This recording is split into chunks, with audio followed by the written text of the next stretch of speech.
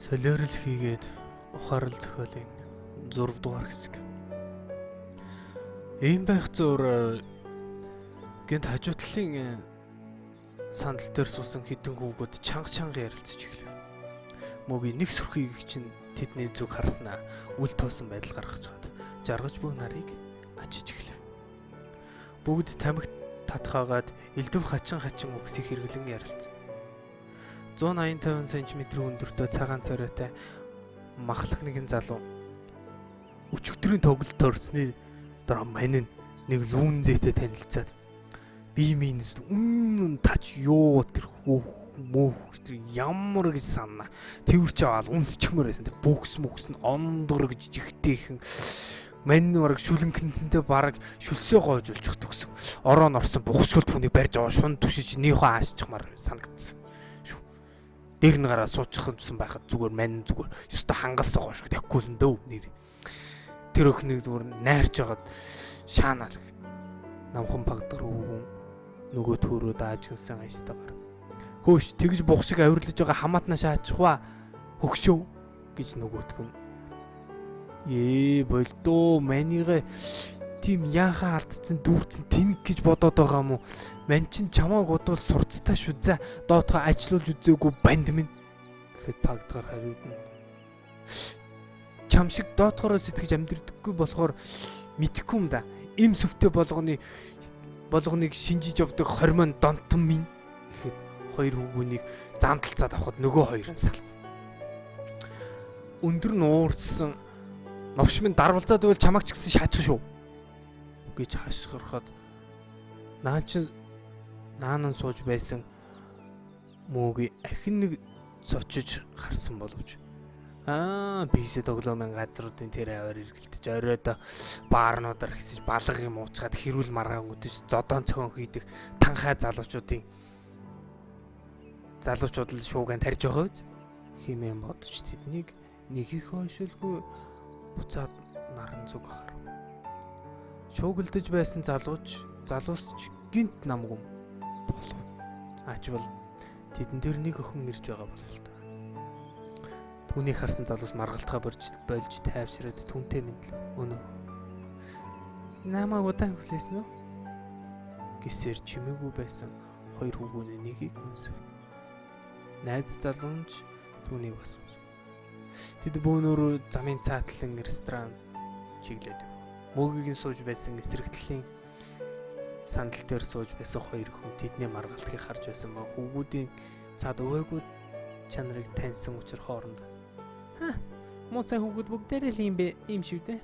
Ёстол нэг өөрсдийн зүрх сэтгэлээр тоглож хад хайвал таарна. Муусан хоёр нүртэй балер юмнууд гэж аяархан ярилцсан. Тэр хоёрын сууж байсан мандан сандлын хажуугийн мандан сандал дээр хоёр настай хөвшин байх ба. Гэн одооны хүүхдүүд нэр үнэхээр ирээцээрээ алдсан цадаггүй юмнууд болж гүвцчээ. Чаддагсан бол муусан жулдраануудад нэр нэг хэдэн жавтыг хүртээх юмсан. Хинхний хүүхдүүд нь ингэж догшин амтчиг арангадаж явдаг байна. Өмөддөө засахгүй дээ. Архины согтуунд яхаа гарчихна. Харин авирын согтуунд гарах гэж нэлээд зовондоо хөөх хийс. Хинэн уул галтцсан. Намун салхилж шинхэн дэлбэлсэн цэцэг навчсны англин үнэр гадуур ханхи ховд нутгийн хаврын үдшнийг иймэрхүү анзаана. Мөгийн нар жаргасны дараа хоолой тэр мөн л гэрийн зүг одлоо. Гэртээ ирээд тэрээр хоолой идчихад ном унших харсвал. Мөгийн богд замхан бодмөрийн зэрэг номыг уншсан. Энэ ямар гоё шүүлгэлсэн сургаалууд вэ гэж мөг болгоо. Тэтгэр шүлгэн. Өрхийг бүтээсэн харанхуу гэрт өмнө тавьсан өнгөт эрдэнэ харахнууд байлаач гэсэн хаанаас үзэж чадах билээ. Саруул ухаан эрүүл би сайхан завшаан олдсон байлаач сануулж дуулгасан сургаал үгээ бол сайн муу ялгахгүй зовлонт. Өрх татхад гэр гэрэлтэж өнгөт эрдэнэс нүдэнд тодрох шиг сонсож дуулсан эд эрдэм сохор ертөнцөд хараа оруулна. Дуулж мэтгэд сүсэг төрнө, дутуугаа нөхөх урам төрнө, тост хорвоогийн мунхагаас сална. Тохоо биеж гэгэрлээс солино. Мэдэж дуулсны гэрэлт бамрыг мэгтэн гонхтнуудж булааж чадахгүй минэрт шүлэнгдэх хорвоогийн хилэнцгийг мэдүүлж чамааг аврахын л үнэхэн. Буян хишиг дундрахын цагт буруулж ургахгүй сайн янаг далдын өвчнийг дарах мөртлөө дарвинах гашуунгүй гайхамшигт юм. Суд гэгээдийн нүдэн дүртэж суугаа хуургуудаас ч тодрон харагдана. Ихэс дээдсийн таалал дүртэж игэнсэн сайжуулаас ч ялгарч танигдана. Дуулж мэдсэн хойно хэргийг гаргавал дундуур төрлийн хэлхээс ангиж ирнэ. Залуу насны эрдэм номд шамдаж ихийг ухаарах чухал холбогдлыг туйлын үнэн тайлбарлажээ. Хэмээн бас бодлож байна. Ерөөсөө эдгэр мөвтөлийг тэмдэглэлийн дэвтэртээ бичээд хадгалаад авъя гэж хэлээд тэмдэглэл хийснийхээ дараа мөгийг компьютер дээр нэмэлт тэмдэглэл хийж эхэллээ. Тэмдэглэл нь Богд зонхон бичсэн Богд мөрийн зэрэг номыг уншаад эхэлмэгц маш их зүйлийн тухай эргэцүүлж эхэллээ. Тухайлбал гэгэрэл бол ухаарал, мөнхөглөл бол ухаарахгүй байхын зовлон. Хүн гэгэрч чадна. Гэгэрэл түрхийн тулд мөнхөгийн харанхуугаас ангижрах хэрэгтэй. Ангижрахын эхлэн гэгэрхийг хүссэн чин хүсэл.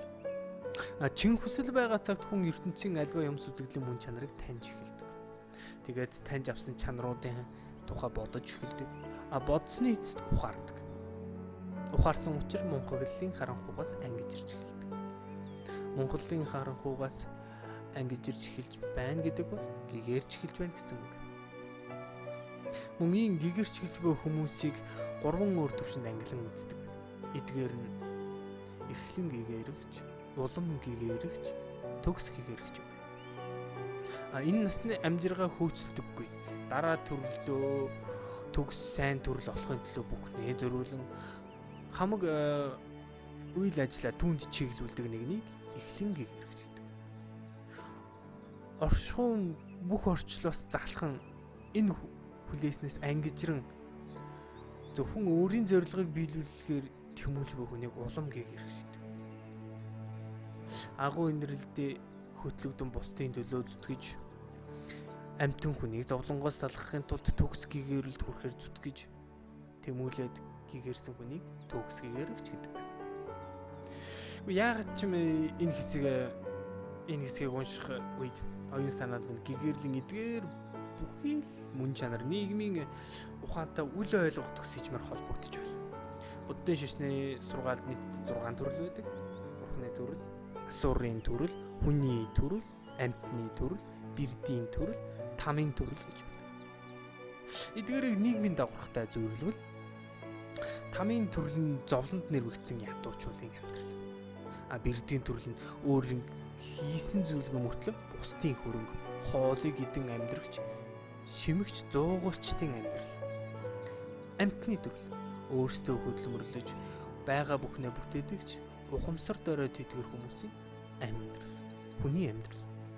Юм юмар дутах зүйлгүй энгийн сайхан амьдрч буй ухамсартай хүмүүсийн амьдрал. Асуурын төрөл нь ухамсар нь сайн хөгжсөн бөгөөд элбэг хангалуун амьдралтай хүмүүсийн амьдрал. Бурхны төрөл нь ухамсар төгс, мөн үлэмж баян хүмүүсийн амьдрал.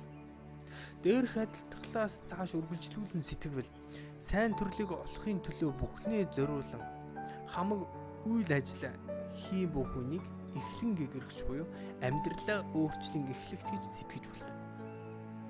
Харин оршихуун бүх орчлоосоо буюу байгаа амьдралаасаа залхан энэ хүлээснээс ангижран зөвхөн өөрийн зорилгоо биелүүлэхээр тэмүүлж бүх хүнийг улам гэгэрэгч буюу амьдралаа эд өөрчлөгч гэж сэтгэж болох юм.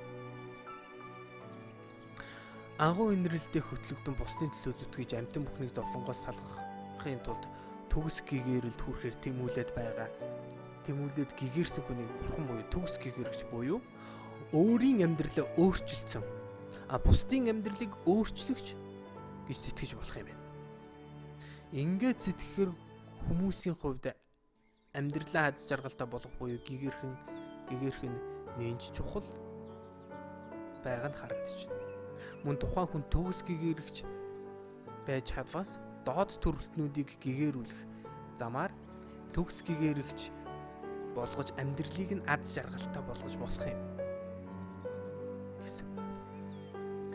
Мөгийн компьютер дээрээ бодож байсан бүхнээ ихэд эмгтэй зэгцтэй цэвэрхэн Нимбаг чинь бичиж өргөв.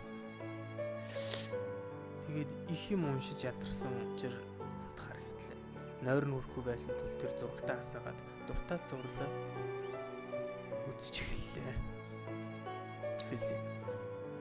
Өөрийн дотор зурагтын дуунаас өөр ямар ч чимээ гарахгүй байлаа. Өрөөнд дотор зурагтын дуунаас өөр ямар ч чимээ гарахгүй байлаа.